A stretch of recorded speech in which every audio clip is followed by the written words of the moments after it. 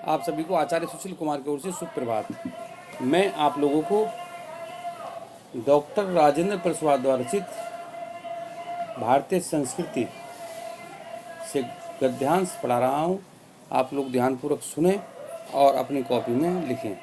जैसा कि मैंने हाई स्कूल के छात्रों को बताया हुआ है कि चैप्टर नंबर 1 मित्रता, चैप्टर नंबर 2 ममता, चैप्टर नंबर 3 जो अब 4 है, मतलब 3 तो नहीं है आपकी में, राजेंद्र प्रसाद भारतीय संस्कृति बहुत ही महत्वपूर्ण चैप्टर है और गद्यांश इसी में से आने वाला है। इसलिए कि आप इन तीनों चैप्टरों को अच्छे से याद करें और इनका जीवन परिचय भी अच्छे से याद करें। इन तीनों चैप्टर्स का जो बच्चे मेहनत से इसे याद करेंगे वो अवश्य ही अच्छे अंकों को प्राप्त होंगे। लेखक कहता है कि हम अपने दुर्दिनों में भी ऐसे मनीषियों और कर्मयोगों पैदा कर सके हैं।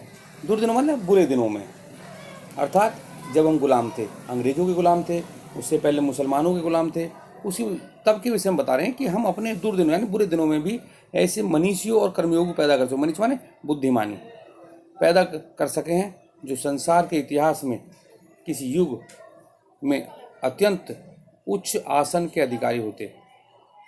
अपनी दासता के दिनों में हमने गांधी जैसे कर्मठ, धर्मनिष्ठ क्रांतिकारी को, रविंद्रनाथ टैगोर हैं, ये रविंद्रनाथ टैगोर हैं जैसे मनीषी कवियों को, और अरविंद तथा रमण महर्षि जैसे योगियों को पैदा किया है।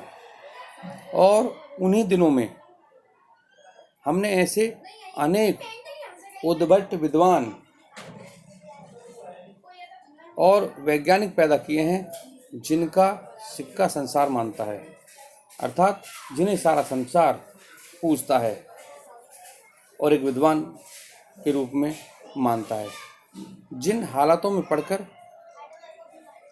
संसार की प्रसिद्ध जातियां मिट गई हैं, जिन हालतों में पढ़कर संसार की प्रसिद्ध जातियां मिट गईं, उनमें हमने केवल जीवित रहे बल्कि अपने आध्यात्मिक और बौद्धिक गौरव को बनाए रख सके।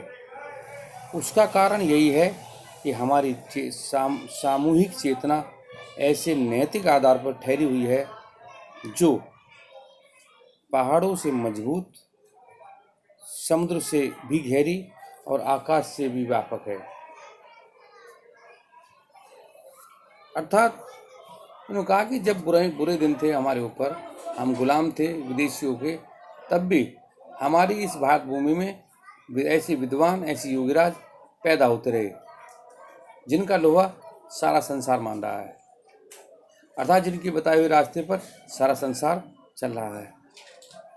ये हमारी भारतीय संस्कृति है।